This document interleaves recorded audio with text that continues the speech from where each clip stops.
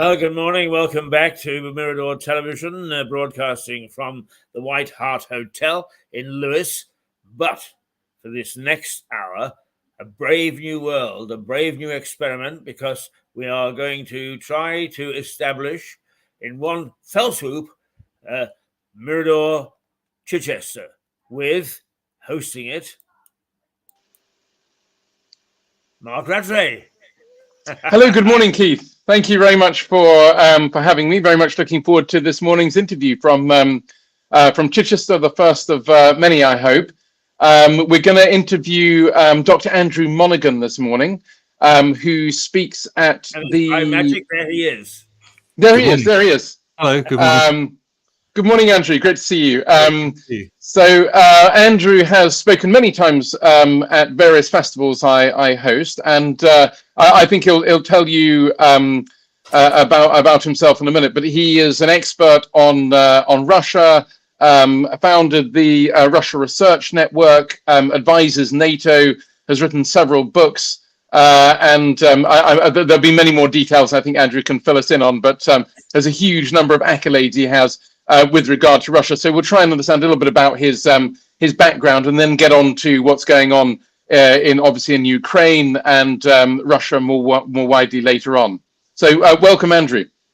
Thank you, Mark. Thank you for the invitation to join you, and Keith, good to meet you also online. Nice to meet you. And you may be amused, Andrew, is that I used to go to a little restaurant on Arbut, and opposite there was a restaurant cafe, and it was My. And for the longest time, I kept on looking at it. What does My mean? And there was a cow outside, Moo Moo. Moo Moo. Yes. Welcome. Yes. Thank you very much. When were you there? I was last there in 2008 or 9. Okay. For my sins, I actually opened up Russia Today television. Okay. It was just a room. In fact, one of my favorite stories is I arrived and looked at this room and said, "Where's the television station?" And they said, "This is it." And I said, "Well, at least you might do is give a waste paper bin." And nothing more was said. But later in the day, I was presented with a piece of paper, which I signed. And the next day, same room, but there was one waste paper bin. Yes. Yeah. Anyway, over to you two, because this is Mirador Chichester, and you both want to enjoy Chichester, and also I'm delighted because in many ways I'm very fond of the Russian friends that I have, and of Russia itself, despite the turmoil that's going on. So I'm going to be very interested in listening to you, Andrew. Great, thank you, Keith. Looking forward to this. Not that Good stuff. I must say it's not that the outlook isn't very positive, I must say, but it is one of the most important questions that we have to deal with. Yes. Sorry, Mark, I interrupted. Yeah, so I just wanted really to understand, Andrew, for those that don't know you, how did you initially get into your interest in Russia? I mean, you obviously did your, I think you did an undergraduate at Edinburgh University, and then you were later at I think King's College. Is that right? Doing right. And then obviously later working with Rusi and so on. But what is it that sparked your interest in Russia in the first place? Well, I was always rather taken actually by British understandings of Russia. So one of my favorite authors was Saki, who had a lot of sort of connection with Russia, non-fiction and fiction, of course, also. Right. But then I did history at Edinburgh, as you say, and so I did a fair amount of Russian history there in that course. And after I graduated, I actually started to learn some Russian because I enjoy languages. And one thing slightly led to the other, because in fact, as I started learning Russian language, I also did a postgraduate degree at King's, which included Russian security, post-Cold War security, and Russian interests in European security. And one thing led to another, and I ended up doing a PhD on Russian foreign policy. So it was a little bit accidental, I must say, to start with, if I'm being fully honest. But then one thing led to the other, and I ended up working at the UK's Defence Academy teaching on Russia and European security, and then went out to NATO to work as a researcher on Russia at the time. I must say, Russia wasn't really in the headlines. It wasn't really in people's mind's eye. It was post Cold War era and so on. But still, working for NATO on Russia was very interesting. Really, there was the time was the Russo-Georgia War, for instance, the various energy crises and so on. So it was there or thereabouts. I left NATO in 2012. Came back to work for Chatham House, a think tank in London, and also went up as an associated fellow to Oxford University as well. So when I left NATO, I kept having one foot in policy type work and one foot in academia, which is a balance I've tried to maintain. And now I'm a little bit still the both. I guess I'm at RUSI. Also, I still maintain my connections with NATO, as you mentioned. And I have a position recently as a George Kennan Fellow in the Kennan Institute in Washington, which I was very happy about. That was he, as you know, is one of the most important diplomats who's thought about Russian policy and a very important writer in the field. So I was honoured to be able to go and do that. Yeah, it's very good to have you on board. I mean, most of us who are trying to make head or tail of what's going on are finding it pretty difficult because the experts are saying very different things to each other. I was listening to Scott Ritter a few days ago and saying almost the polar opposite things to Sean Bell, who presents for the BBC. So it'd be great to have you to throw a little bit of light on why this is and what's actually happening. There's clearly a lot of propaganda with regard, on both sides. So working out exactly what's really going on must be extremely difficult, even for an expert, is my guess. But can you explain? Because you're obviously looking at primary sources and listening to Russians themselves. What is their justification for this war, and to what extent can you, as somebody who's reading and listening to this stuff on a daily basis, have any empathy or sympathy for what they're saying? Well, there's a long discussion in this, Mark. First of all, I'd like to just emphasize that let's not forget that empathy and sympathy are not synonymous. Yes. Understanding what another group of people is doing, the reasons for what they're doing, and interpreting their activities is not the same as agreeing with it or condoning it. Certainly not. But it is pretty clear if you read a number of Russian sources and you spend a lot of time thinking about it, that the Russians have a list of reasons for going. There are a number of different reasons. We can't just say this is the one and that explains it. So first is empathy is not sympathy, but even when that takes us in to trying to interpret a Russian position, we have to bear in mind the basic point that for the last 20 years, the Euro-Atlantic world and the Russian world have been drifting apart and further. I think then Chancellor Merkel said in 2014, Putin appears to be living in a different reality. And Putin said in 2019, we are definitely in a different reality. So when we talk about empathy, we have to make a huge leap in terms of trying to interpret the other side's activities. Look, I also don't really want to get into talking too much about a justification for the war. No, I don't think we need to spend. Anyone who's read They're All Quiet on the Western Front and their literature and who is following what's going on has a very clear understanding that war is appalling, and there are justifications for it, sort of classroom justifications. If you remember your All Quiet on the Western Front, where there's the teachers, the patriotic propagandist, so to speak, and then there is in the classroom, and then there is the reality on the front. These are also two separate things. So with that in mind, I think we break this into three. There are three answers to why Moscow invaded, and whether we like it or not is a very separate matter. The first is there have been long running disputes between Kiev and Moscow. Both Putin and Zelensky have said that the war started in 2014, not February 2022, and this is quite right. Technically, with the Russian annexation of Crimea and interventions in eastern Ukraine, but really, actually, you could draw this back further still to 2004 with what we call the Orange Revolution in Kiev and the sustained dispute about who were the real politicians and who was the justified in inverted commas, justified president of Ukraine. But frankly, you could track it even further back to the collapse of the Soviet Union, dissolution of the Soviet Union in 1991. So you have a very long series of policy disputes between Moscow and Kiev about political authority in Ukraine, about territorial disputes about territory and also economics as well. So if we can categorize that as one part of the reason, but there's also a second aspect to this, which is the disputes between the Atlantic community and Moscow. You'll have heard, and I'm sure you'll both have heard, Keith and Mark, and those who are watching will have heard how Moscow blames the West. It blames the US. It frequently blames the UK, and so on. Again, this didn't happen in 2022. This can be traced right back to the early 2000s, even further, if you will. I mean, I don't want to be arbitrary about it.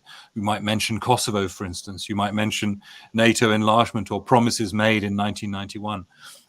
But I think we can be very clear that this isn't purely about NATO enlargement. This is about, or certainly not NATO enlargement within Europe. This is actually about the whole range of policy disputes between Moscow and Brussels. Let's call it Brussels as EU or NATO. Not just policy though, but also about values and distinction between democracy and authoritarianism and governance and so on.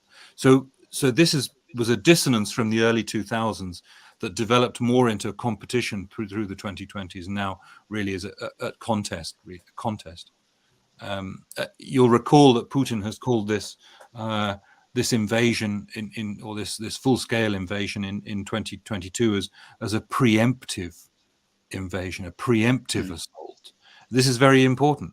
Not only does it remind us that the two worlds are very different, it also tells us about how Moscow sees. This is the third reason. It's about Moscow's futures, and probably the most important and less discussed one is that how Russia sees the world evolving into the 2020s.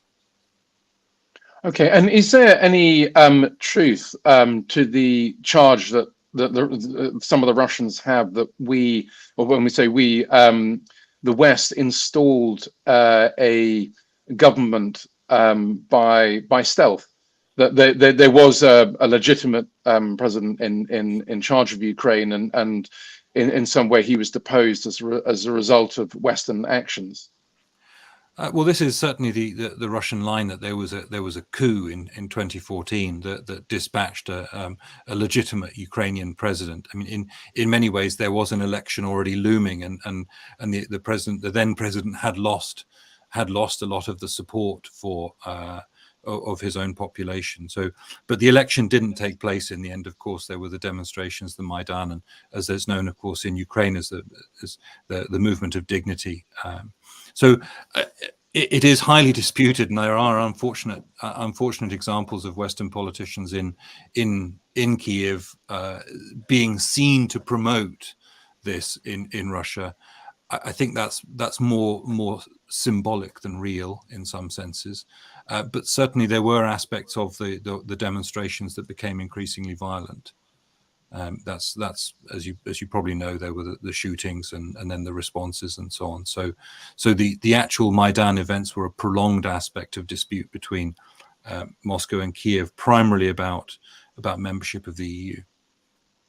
Okay, and in terms of it seems to be the case, correct me if I'm wrong, that in Russian history it's been invaded many times over the last 1,000 years and possibly before, and they don't, at least in my understanding, have much physical barrier between them and the West, and so they're particularly sensitive, particularly after the breakup of the Soviet Union, to the threat of invasion. Do they have can you empathize at all with the feeling with an expansion of NATO so close to their borders in Ukraine, that they would feel the need to boost their security in one form or another? I mean, perhaps a preemptive strike, as it's put there, is going too far. But can you empathize at all with that?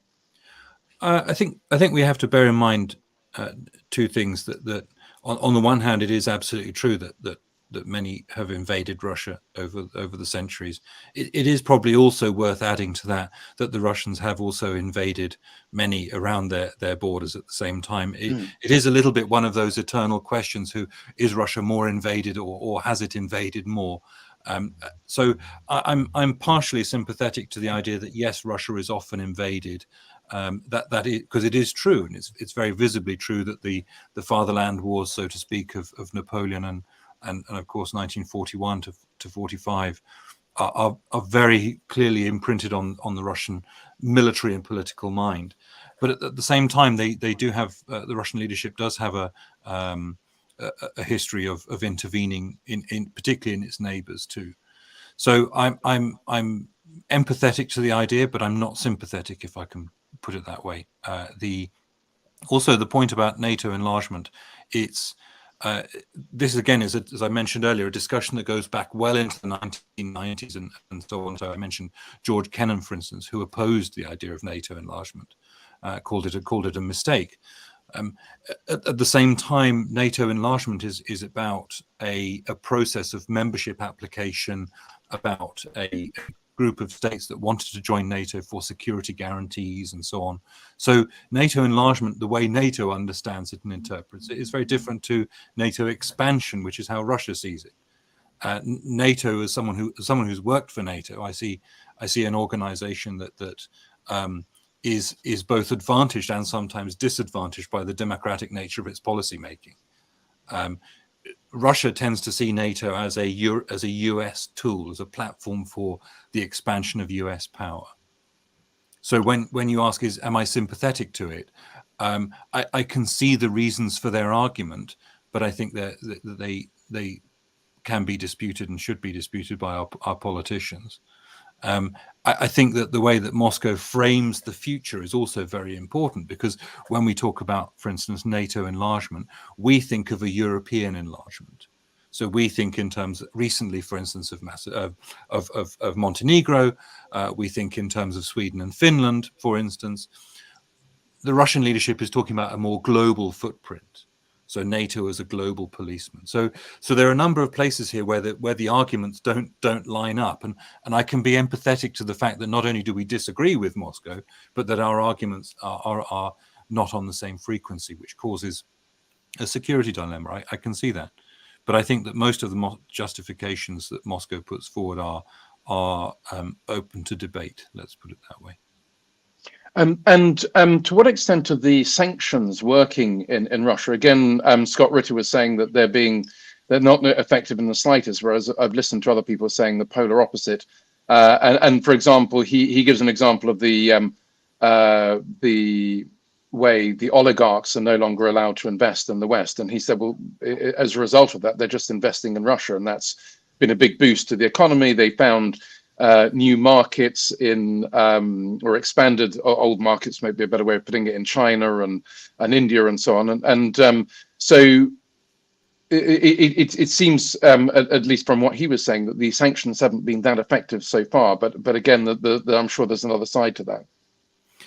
I think we have to look when in terms of we talk in terms of sanctions. We have to talk in terms of aims. We have to talk in terms of the tools that were available to our politicians. We also have to talk again. I mean, I hesitate to keep drawing back to it, but to the longer term trajectory. That the Soviet Union, for instance, was under sanctions, and Russia has been under sanctions, particularly since 2014 because of the annexation of Crimea. So again, this didn't begin in February and March last year.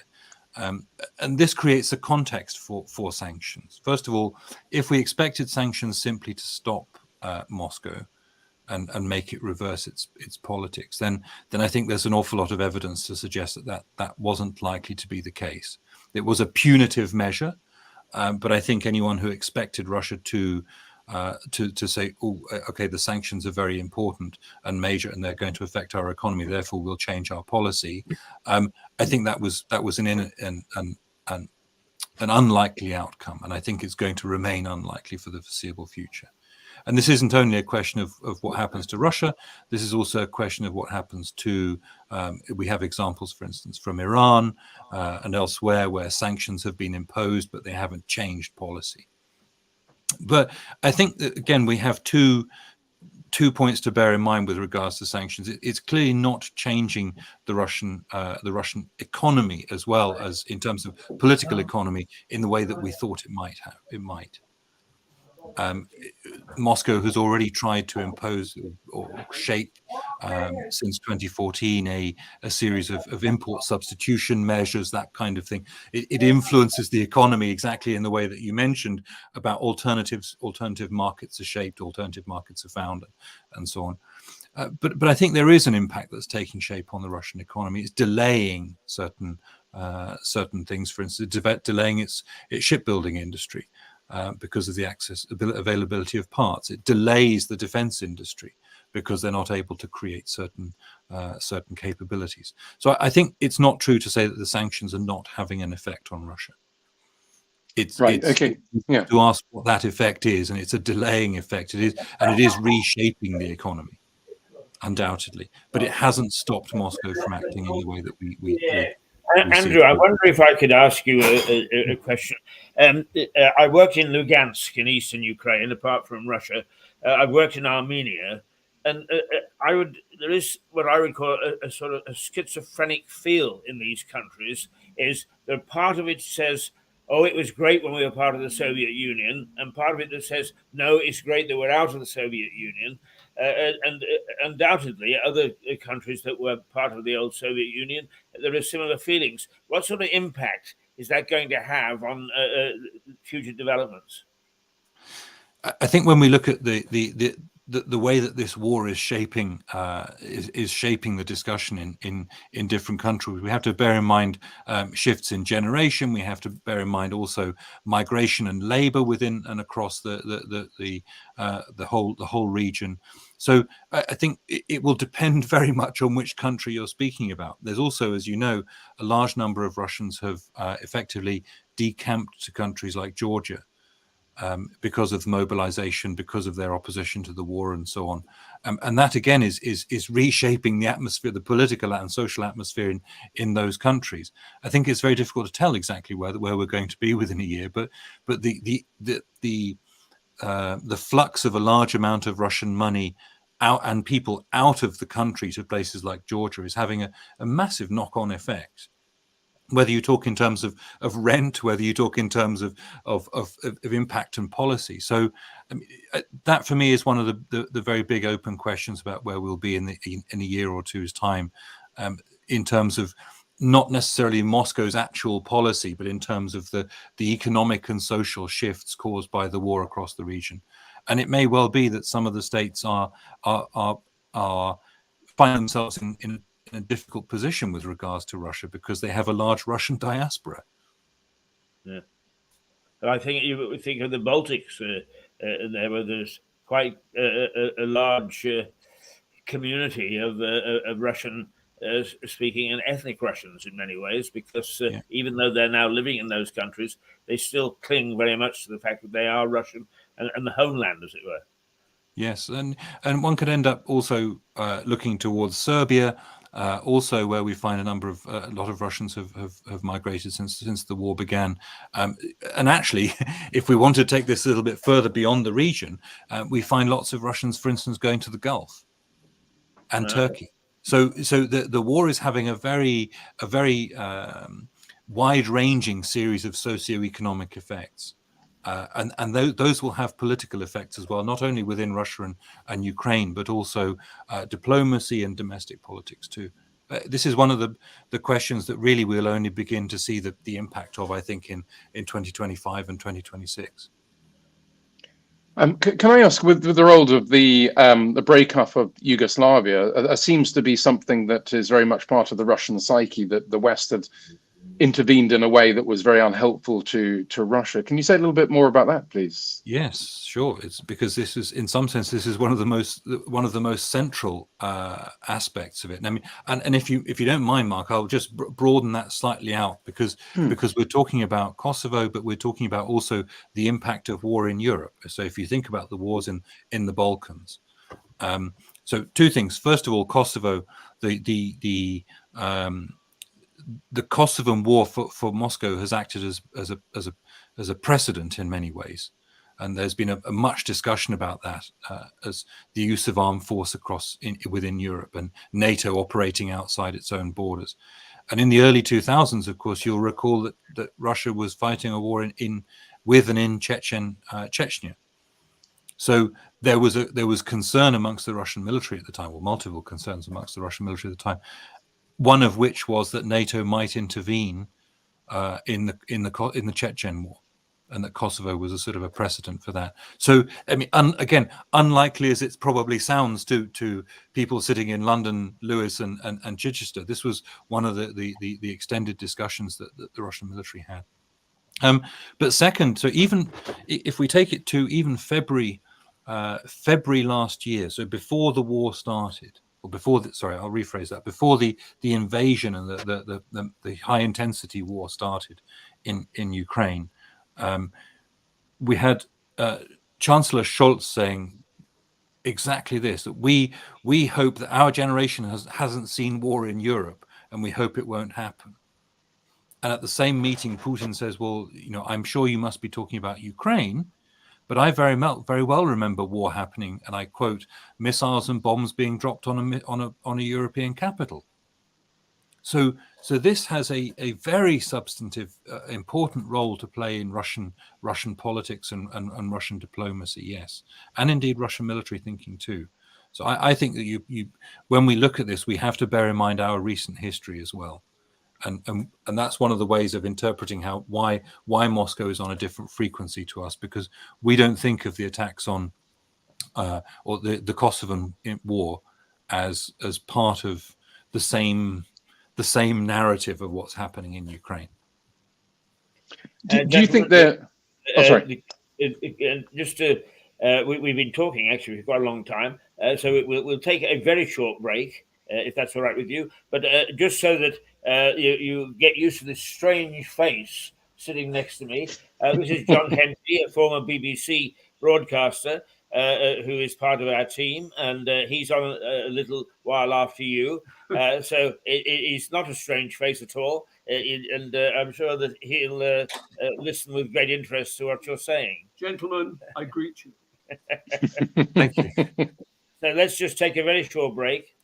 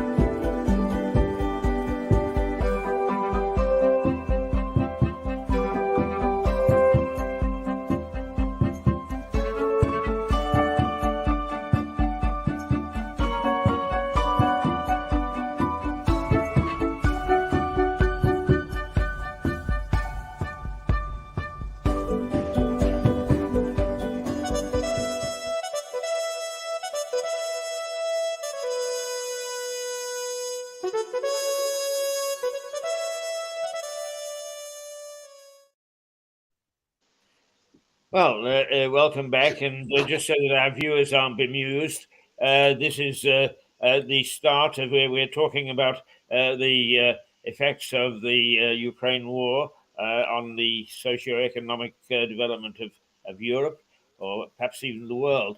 But we've got our own development, because Marc Ratray, who you see at the top right-hand corner of your screen, is our man in Chichester.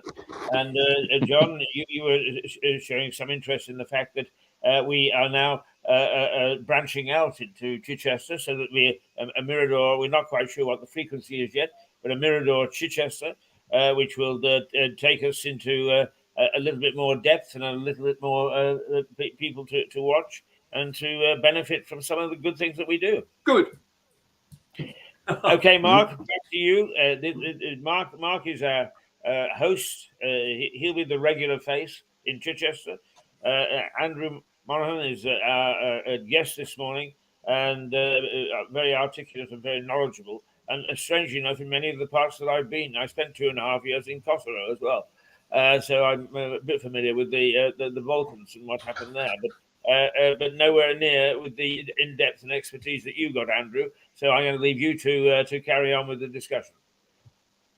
Yeah, sorry. Going back to Russia and Andrew, how is the war or special operation viewed by? And it's a very difficult question to answer, by the majority of Russians. Are most people on board? Do they see this as a kind of preemptive strike against some sort of Western invasion? And to what to what extent is there an opposition movement to this? It's quite difficult to tell, because obviously it may be that we're getting propaganda that they are trying to show people that Navalny having more influence than he actually has. It is difficult to talk about exact percentages and so on. I think that's right. That's right, Mark. And in the end, we have to sort of probably speak in three groups. There is undoubtedly a pro. I mean, if I can put it this way, more of a group of a large percentage of people who do support the operation against Ukraine. Yes. I mean, I don't really like calling them pro-war. That sounds like everybody's anti-war, really. But who support the operation and why it's being done. And at the opposite end of the scale, there are those who very much politically oppose it. Don't forget that many of those have left the country. Don't forget that many have left the country, either in the first wave in February or March. Or even February, March, April last year, but also subsequent to the mobilization in the autumn, or the draft in the autumn. In the middle, there is a large chunk, and this is the bit that is very difficult to grade the scale of, a large chunk that says my country right or wrong. So, and they may oppose the war in terms of for obvious human reasons, but find themselves being in a country that does this. They don't want their country to lose. So when we talk about, is it support? Is it active support? No, not necessarily. But will they act against the war? The answer is probably no. Particularly if they're being paid by the state, or so they're in administrative work that's financed and funded by the state, which is a large sector of the Russian economy. So I think if we speak in those three or those four blocks, perhaps I would say four blocks, including the group of people, don't forget, that left the country. But that group that left the country dilutes or weakens the group of active opposition within the country. I think it's worth saying also that in order to be an active oppositionist in Russia these days, you have to be very courageous.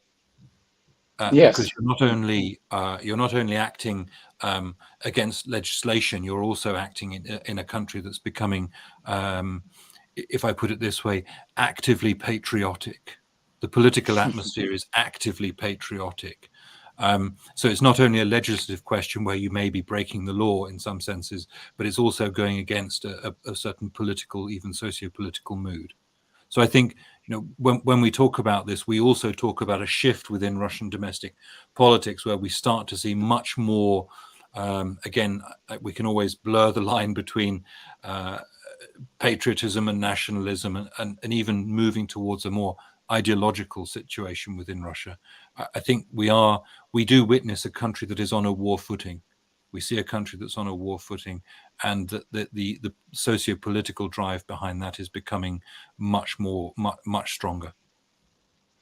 And do you think the war could escalate to nuclear or beyond the borders that it is at the moment? Is that likely or possible to predict at this stage? A very important and very good question, Mark, which is I'm going to take it back to what they call a special military operation. And there's sort of military strategy which involved in this, which is why I explain it to us, because obviously a war is underway. There's high intensity combat. I don't think anyone who is watching this could say that it is not a war. In military strategy, Russian military strategy, that we talk about this Moscow talks about this as an operation which helps us to understand escalation, because then there is some divided into different kinds of war, which involve different kinds of weapons and different levels of state effort.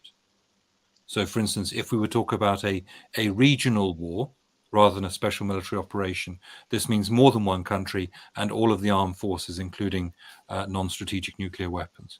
So it does help us to understand some of the Russian conceptual definitions here. When you talk about the region, don't forget NATO and the Euro-Atlantic community providing a considerable amount of support to Ukraine. So in some senses, it is a regional war by proxy already. Also, that we find that the Iranians and other states are supporting Russia. So it's the fighting is taking place within Ukraine primarily, and with some episodes in Russian territory. But the political ramifications of this are already much wider. So if you think about it, there are Iranian weapons being fired onto European targets. This hopefully gives an idea of the complexity of where we are and the possibility for escalation, both vertical, let's call it, towards higher intensity fighting, but also horizontally, let's call it, in terms of different regions. For me, you ask about the nuclear aspect. There are conditions in which that might happen, but they don't seem to be there right now. I would look more at the question of more effort to introduce more mobilization within Russia. So perhaps another partial mobilization wave. This is how I would look at the escalation. More economic contribution, more state involvement, and then the biggest one would be the declaration of war and Russian general mobilization. So nuclear weapons would only happen after that. And do you? It must be extremely difficult to say, but can you predict at this stage where you think it might go? Is there any possibility of some sort of resolution in the next few months? How might that look? Is it possible? I mean, it is obviously possible, but is it? How would you resolve this? If I could resolve that, Mark, I would be I'd be much more important and much better paid. I'm afraid I'm afraid I don't look at this with any optimism. I think we have to be a bit cautious about predicting the next month or two, given the long-awaited discussion about the Ukrainian offensive. We see what that means, but I think that this is an operational matter. This isn't, however much it succeeds in my understanding over the next couple of months, 2 to 3 months. If it succeeds, if it has significant success, I think we see a Russian escalation to include more mobilization, more troops, and more state effort. I don't think that we see, even if the Ukrainians enjoy much greater success than even they anticipate, and they drive Russia back even close to the 1991 borders. I don't think that this is conditions for Moscow to say, yes, okay, we stop militarily. I think what we see first is likelihood of an escalation. In some, towards later in the year, we may well end up finding ourselves in a position where one side or the other secures effectively a military result, but this doesn't resolve the political issue. So I think, I'm afraid I did say there wasn't much in the way of good news, but I think in the end what we're looking for is some form of ceasefire in later in the year, when the two sides essentially run out of, or even next year when the two sides run out of military capacity. Now, of course, there are ends to this spectrum where we find unexpected developments about the collapse of one political side or the other, but that's hard to envisage at the moment. And I would want someone to walk me through how this happens, the practicalities of how this happens, rather than sort of wish projecting. We might all wish that the Russian leadership would suddenly recognize the error of its ways, of course. But this is empathy, and there's nothing to suggest, in my reading of the Russian sources, there's nothing to suggest that Moscow will come to this conclusion, that they recognize that suddenly they're wrong and they want to stop. They think they're all into a global contest, including against the Euro-Atlantic community. So I don't see any substantive resolution, the way you put it. It indicates a political solution to this where everyone stops fighting. The best I can hope for, in some senses, is a ceasefire, with all that entails, i.e., the prospect of it breaking out again in some unknown future date. For me, I'm sorry to have to say, but this is a contest that's likely to last, and Moscow certainly sees it as lasting through the 2020s. It's a major contest, a global contest of which there is currently fighting in Ukraine, and as a result, it will take years to settle and resolve. Well, Mark and Andrew, I think that we'll leave it at that point. It's been a very interesting 3/4 of an hour discussion, and I think that a lot has come out that is new thinking to me, because we don't really, from other news sources, get the in-depth analysis and explanation that we just got from you. And I think that Mark and I are grateful that you've taken the time to join us this morning, and particularly on this first initial Chichester Mirador television venture, as it were. So if we can say thank you. Yes. Thank you. Yes. Thank you very much. I'm going to hang on to Mark because John Henty is now going to assault the populace of Chichester with a chat with Mark, and we'll let you know how the whole thing comes out. Please do. I mean, also, just before I go, allow me to thank you, Keith, for having me on the show, and Mark. It's always good to see you, and thank you for a good conversation. I always enjoy coming to your festivals, both in Lewes and in Chichester when you did them. So it's good to see you again and to meet you, Keith. Thank you for having me. Well, thank you very much indeed, Andrew. It's always good to see you. So very in depth. Yeah. Good. Yeah. Bye-bye. Thank you. Right, come and move in, Mr. Henty, because I don't think that you've met Marc Ratray, who is our Mr. Chichester now. He's going to have to get used to the characters that come in. So be ready to be assaulted, Mark. I'm ready. I'm ready. Well, yes, we're going to bring this down to very much a local Lewes level, but beyond that as well, because Mark. There'll be a little talk about Mr. Spike Milligan, who I'm sure you know and have met a few times. A little bit about Max Miller, which is my major interest in the Brighton area, of course. And by the way, Keith, allow me just to address Keith. We haven't spoken this morning. Your name is Hayes, I believe. That's right. This is very important, by the way, and I'll explain in a moment.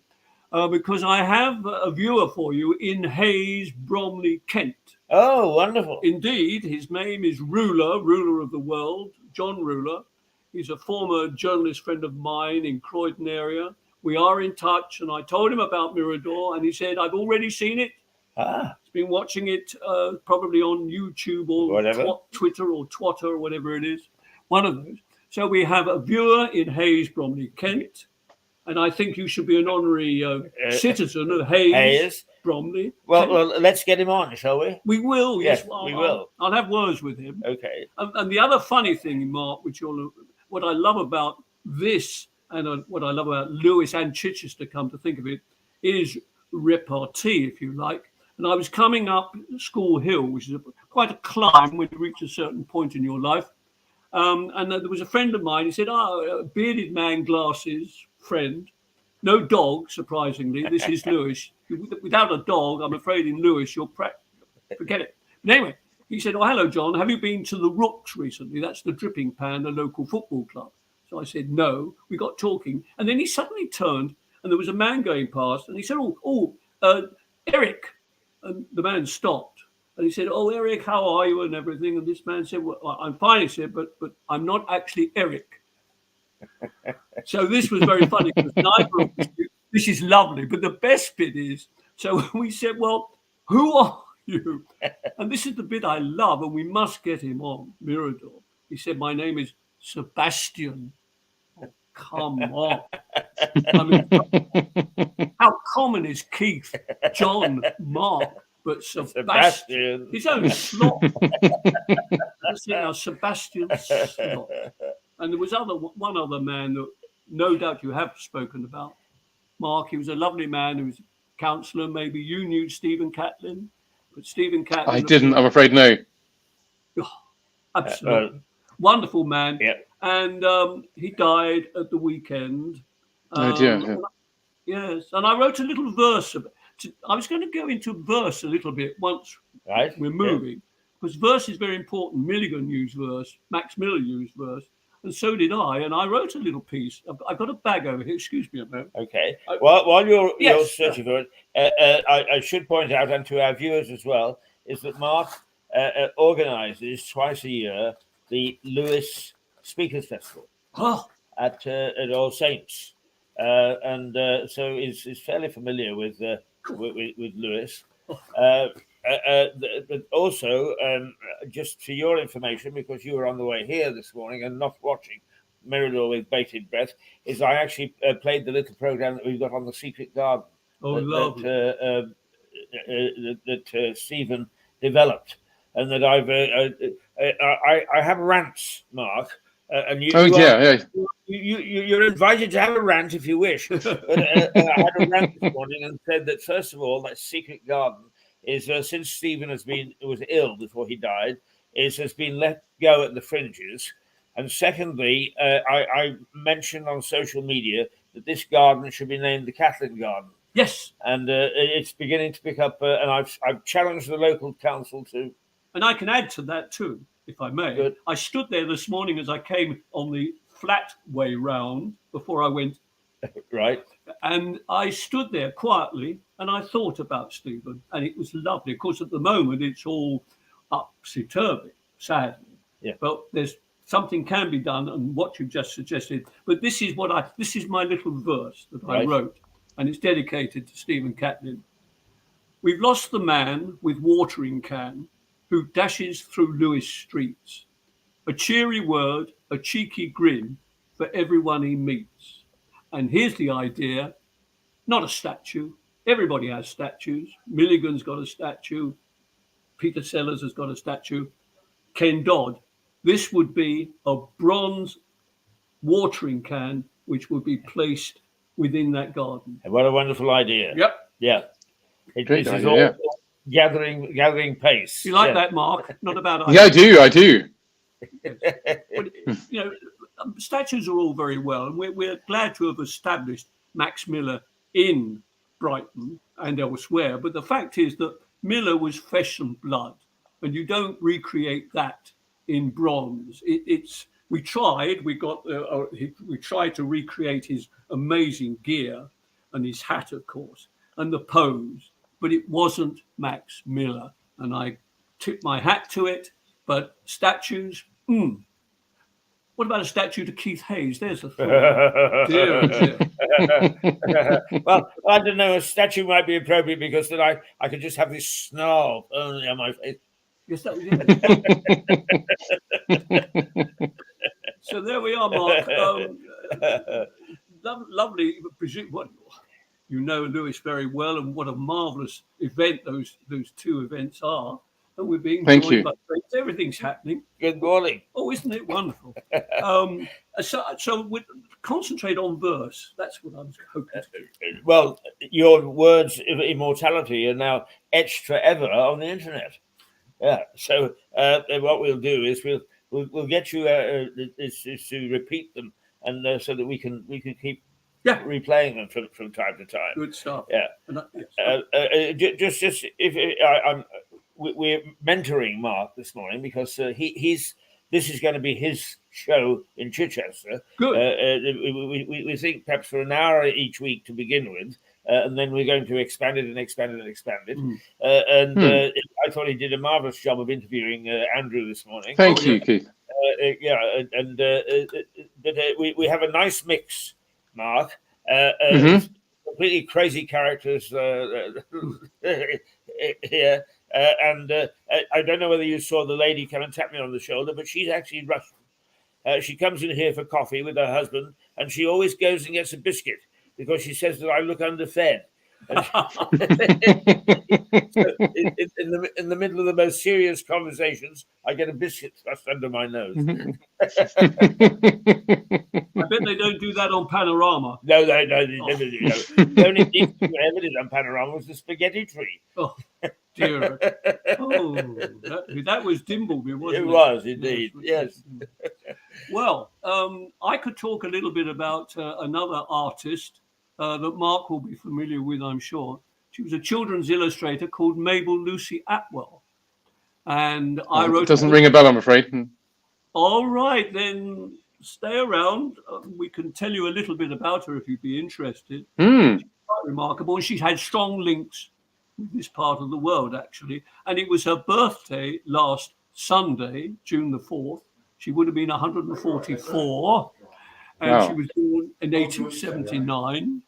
And the thing about her is that she achieved worldwide fame for a whole range of reasons. And remarkably, on the Antiques Roadshow this Sunday, they actually had a major item featuring illustrations designed by Mabel Lucy Atwell, which included, and I wrote the book and I'd never seen it in my life, children, little children, which were the speciality. And the child had a box camera and was actually taking photographs of her pets and things like that. You know, quite by accident, because I didn't design to watch it, but I saw that. Yes. And the very first, this Unveiled is the first time it had been seen, the box camera. Yes, the explanation is that she had a commercial sense as well, and was tied in with several advertisers. And I think it was probably a chemist's in the Stoke Newington area who actually commissioned her because he was trying to sell box cameras at the time.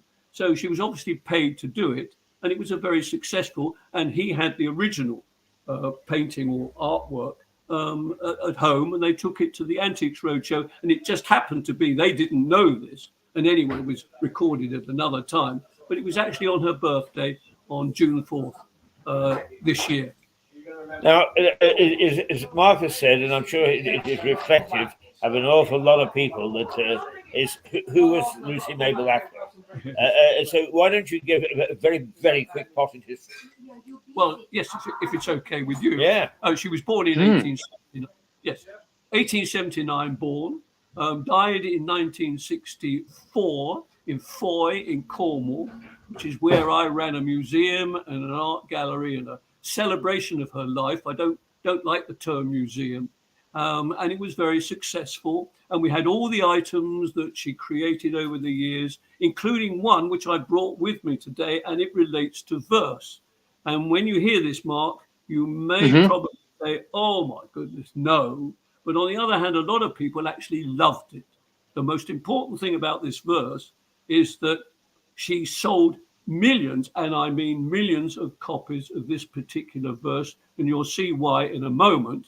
And we were selling this verse as a plaque, which I've got here, in our shop, and we sold hundreds of them. And on one morning, I was upstairs, we lived above, there was a knocking on the window, and it was an American couple who were about to go to Heathrow Airport from Foy, and they must have this bathroom plaque.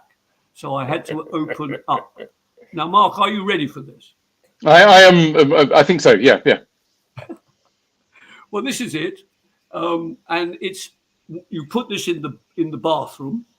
There we are. You can see a little chat there, and you put this in the bathroom, and it reads: "Please remember, don't forget, never leave the bathroom wet, nor leave the soap still in the water. That's a thing we never oughta. Nor leave the towel about the floor, nor keep the bath an hour or more. When other folks are wanting one, please don't forget, it isn't done." And that, how British is that? Don't do that. It isn't done. I'm awfully sorry. I've done it. And so landladies, Mark, would put this in their bathrooms just to point out to the guests, would you please read the notice? And in boarding schools, obviously matron would put it on the wall, and they've survived, and that's a very good copy of it, actually. And they sell lovely drawing. It's lovely. It's lovely, and it's her artistry as well. Always chubby children. She wasn't very good at drawing animals, funnily enough, and she had an artist husband whose name was Harold Earnshaw, and he was the artist in the family. And Earnshaw, if you look at some of her postcards, and she did hundreds of postcards, very often there'd be a little Scotty dog or another dog, and they were very clearly done by her husband. And finally, she had a son who actually lived in Lewes along the road, and then ended up at a residential care home. His name was Peter Earnshaw. He had no artistic ability whatsoever, but was a brilliant pianist, particularly in pubs. And he was used by Lewes police for all their Christmas parties. And they put a line of Guinness on the top of the piano. And Peter would sit there playing mostly wartime songs like We'll Meet Again and stuff like that. Very nostalgic. And he was very, very popular. So that was Peter Earnshaw. And then her husband was Harold Earnshaw. And she moved all over the place because as a very wealthy woman, she was able to move from time to time and spent much time in East Sussex. She actually ended up in the Littlington area. And she also ended up in East Dean and West Dean. So there's a strong Sussex connection with Mabel Lucy Atwell. And she loved the Cuckmere Valley. It was her favourite part of the whole world. Perfectly true. And did I meet her? No, sadly. She died in 1964. My interest developed because people would send her postcards as record requests when I was doing a radio programme. And for want of something to say, and you know I have so much difficulty finding things to say, Mark. In fact, I'll stop right now. There's more verse a little later on, but I mustn't hold this. Mabel Lucy Atwell. Right.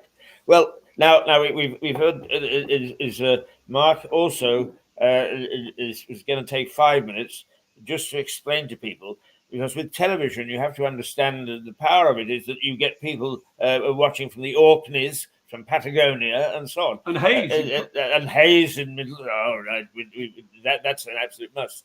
But also Chichester, a very, very important town. I mean, it vied with Lewes for the mint. Not so, but the mint that had coins is sometimes it was here and sometimes it was there. Sometimes the assizes were in Chichester and sometimes they were here, and it was a fight backwards and forwards. So we were the two most important medieval towns, Lewes and Chichester. And they keep on hearing from us who Lewes is. So you've got a few minutes to tell us what Chichester is all about, even though he lives in Boswell. He's a relative of King Canute. Mark, we're interested. Funnily enough, Sylvia and I are hoping to come. We often come by train, but we're hoping to visit Chichester in the next couple of weeks. Good. Well, maybe we can meet for a cup of coffee or something. So yeah, good. Chichester, a lovely city. I think it has a magnificent cathedral. It's built on a Roman design. It was originally a Roman camp. We have the Chichester Festival, or Festival of Chichester, I should say, which is going on just now. So there's lots of arts and crafts, and we have the Chichester Theatre, which produces, is one of the best theatres in the country. Goodwood is very nearby, where we have Goodwood Revival. In fact, the way you're dressed today would go down extremely well at the Goodwood Revival. So a lot of people in peak caps, including me, watching very speedy racing cars from the 1950s going around thing, and it's at a huge event with it's very sort of retro. So they've got motorcycles from the 1940s and 50s and 60s, and aeroplane flights with old aeroplanes and helicopter flights, and a wonderful, beautiful event with magnificent food, and that goes on in September every year. Plus you have the horse racing and all those kinds of things. But Chichester itself is just a beautiful little, I don't know if you call it a city or a town. It has a cathedral with Roman walls, and you can see Roman baths, which they uncovered a few years ago. I think it was recently voted one of the best places to live in the southeast. So a bit like Lewes, I think Lewes is also one of the nicest towns, you could say, in this part of the world. You've got the Downs, and so close to Gatwick and London, and lovely hills and the castle and so on. So I think they're both beautiful places. And what about Shipham's paste?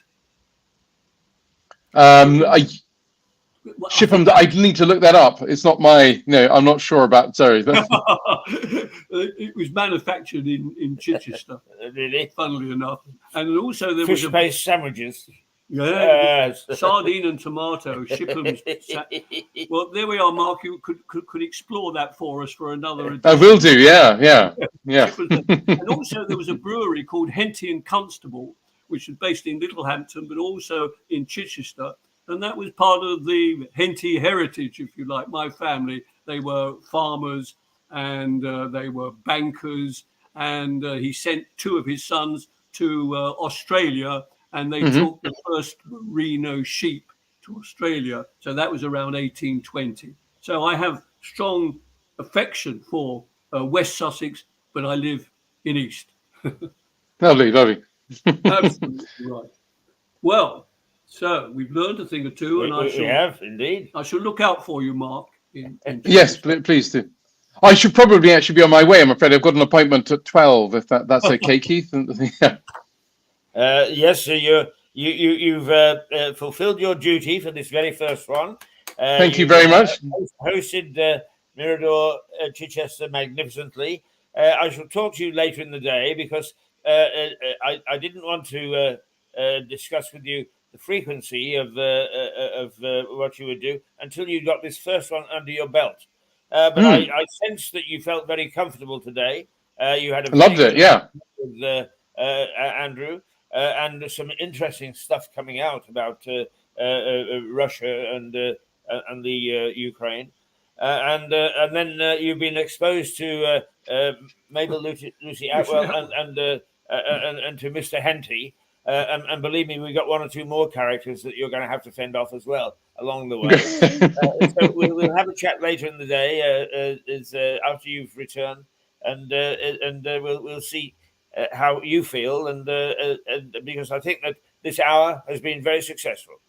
Me too. I've hugely enjoyed it. Thank you very much indeed, Keith. I've got somebody to talk about the festival of Chichester next week, if it's going on at the same time. In fact, two people who've lined up. So hopefully that will go ahead, and very much look forward to doing it and to seeing you then. Excellent. Okay. Well, we'll make arrangements. I mean, it may be that you would want to do it more than once a week, but we'll talk that through.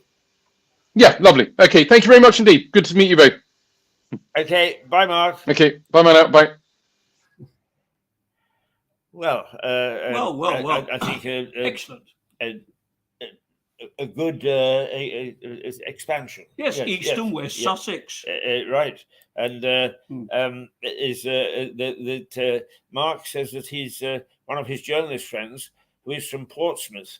Felt that he might like to do something similar.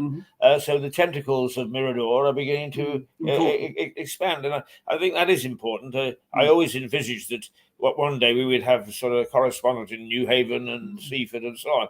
The funny thing is that at one time, as Stuart Dolby says, everybody wants to be on television. I don't think that's true anymore because of the internet. But finding people who would be prepared to be a correspondent is not as easy as it sounds. But we're on the way.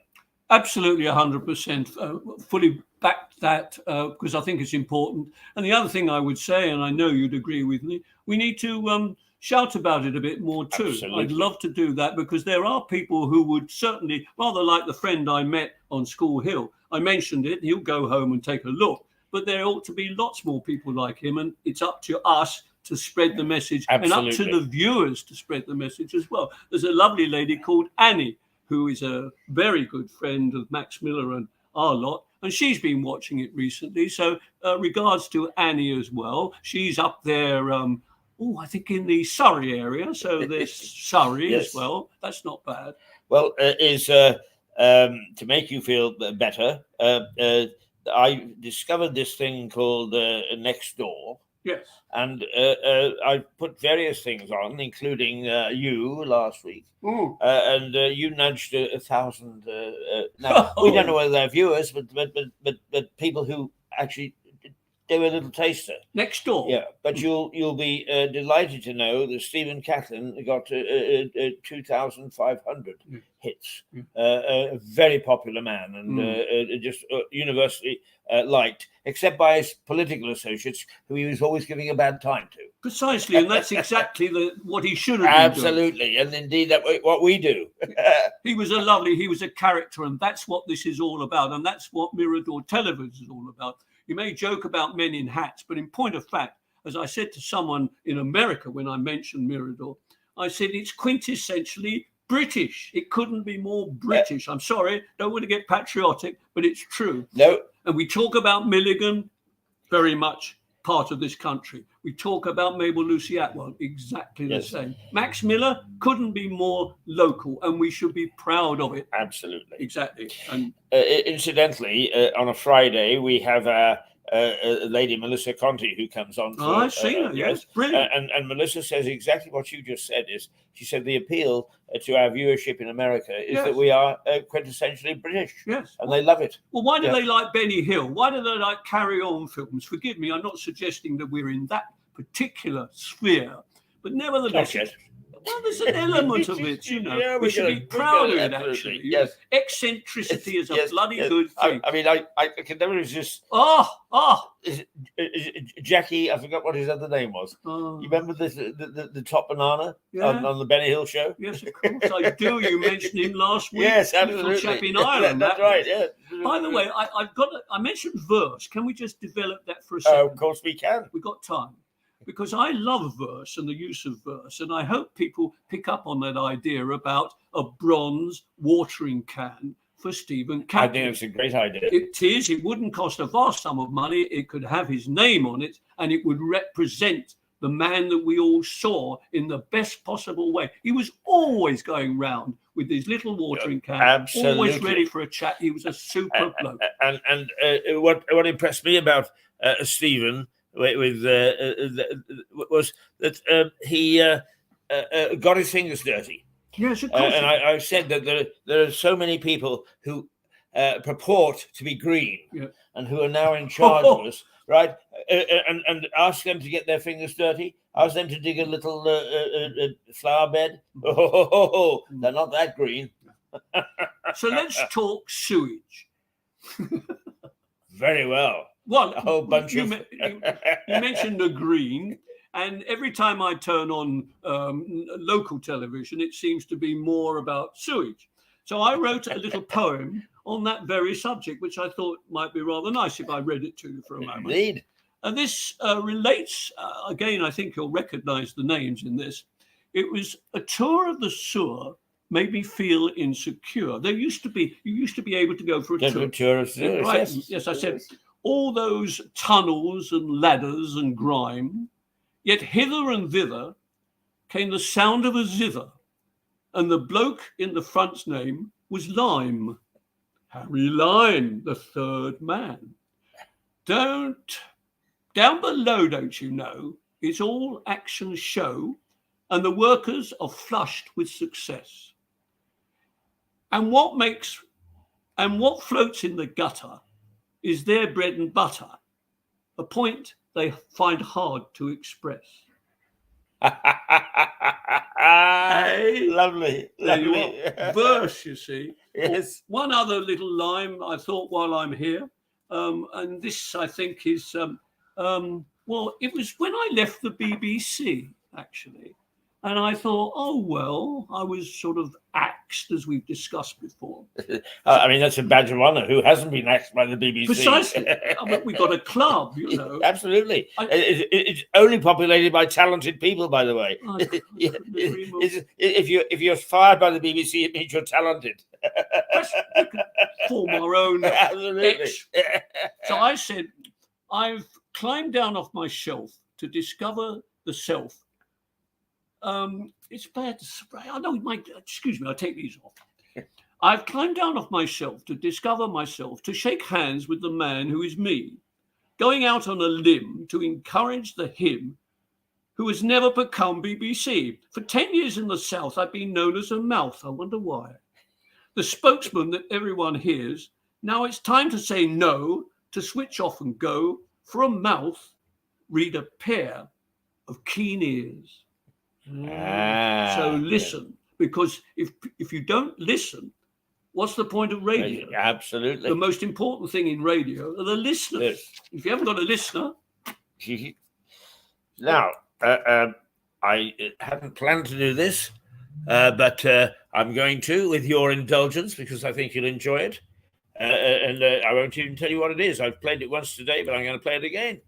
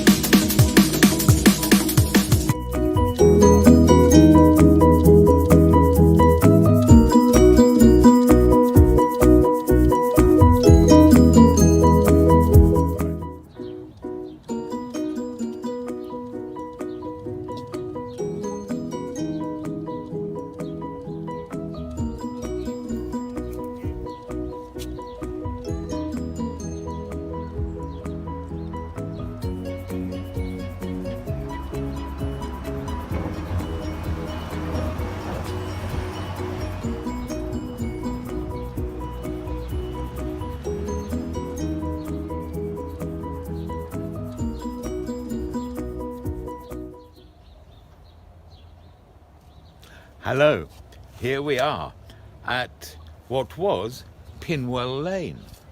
It ran up through here to the top of the High Street. It became closed off some years ago, and this land is now called Manorial Waste. And we have to thank Every, the great Lewis ironmaster, for bringing the gateway from the Grey Friars Franciscan Priory here. This is the only bit that remains. The Premier Inn is now on the site and had been a railway station before. This is the much vaunted Secret Garden. Until just a few years ago, it was covered in weeds, brambles, and goodness knows what else. I suggested to the friends of Lewis that it would be better, considering its location behind this ancient gateway, if we could cultivate it a bit. And aided by Jane Tyra and Gillian Ross, I've managed to turn it into this. I'm somewhat embarrassed to say a lot of people keep coming to take photos of it. And I can see there's an overturned pot I must rescue. But here we are. This is one of the better examples of the fruits of my labours. And I hope it gives you pleasure. Thank you.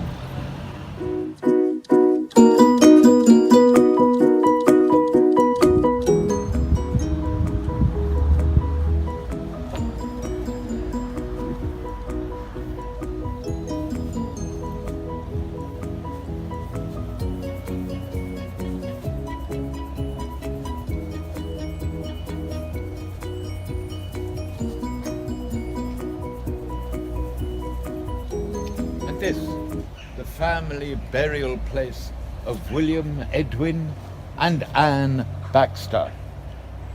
And dear little Emily in amongst the undergrowth somewhere. The hollyhocks will be butchered this week.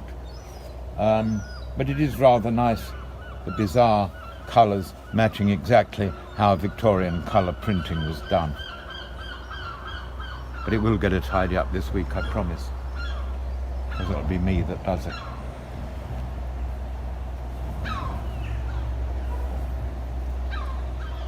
Oh, and the bees. I'm so pleased to see bees and butterflies around here. There is one feeding. Isn't that wonderful? There's one bee I've saved.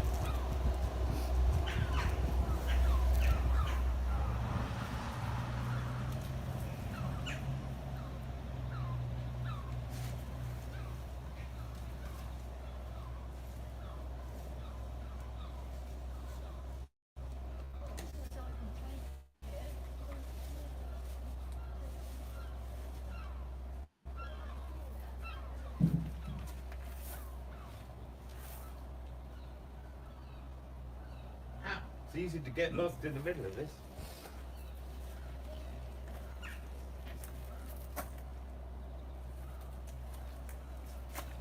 See, zinnias, nearly 3 foot tall. They're only supposed to grow a foot.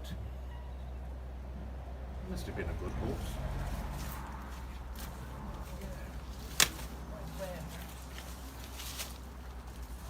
So much colour. Well, I don't think death should be sombre. It should always be a bit bright and jolly.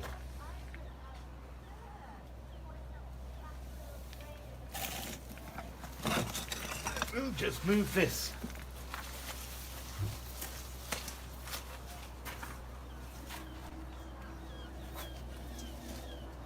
Let the colour radiate. That's it.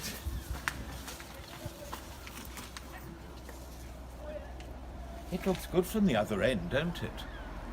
Like all shows, backstage is not so pretty. Mind the bricks behind you.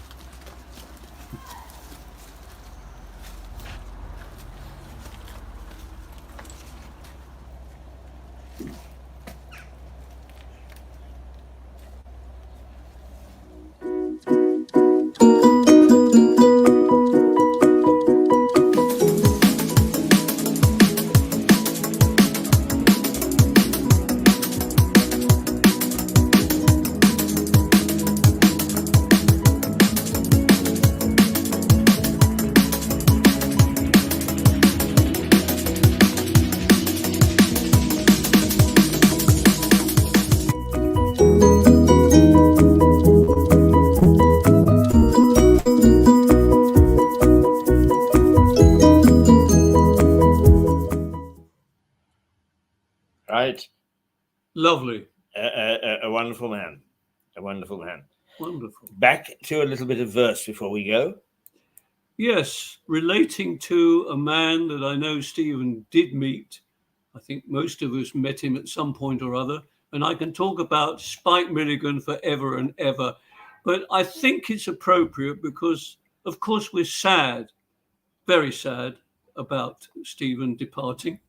But this was read at Spike Milligan's funeral by a man called Eddie Izzard. And I love it enormously. It sums up for me many, many things.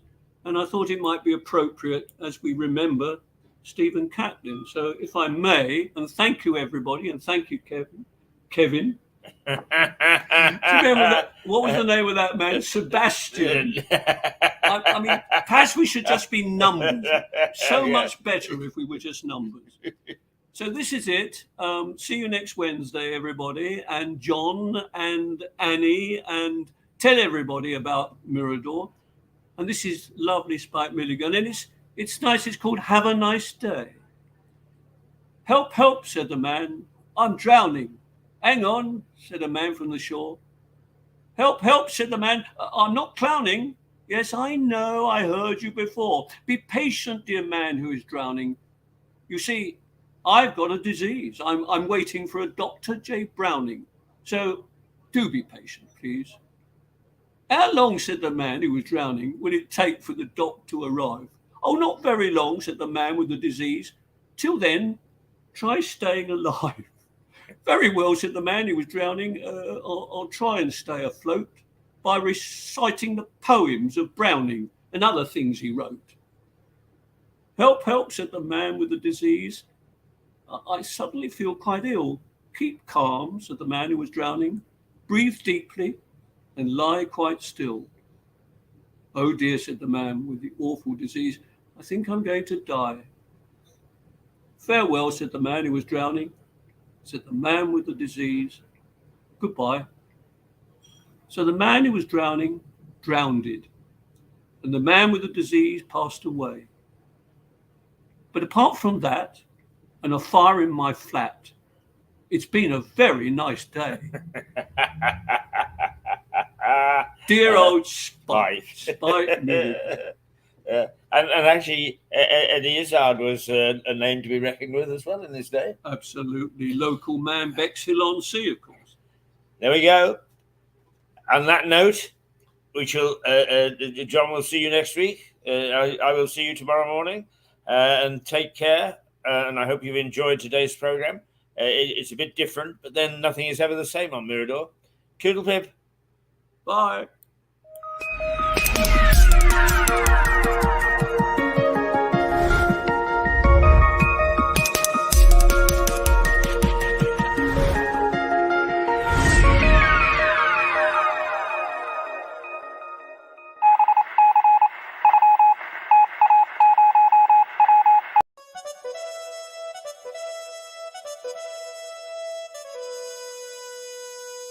Thank you.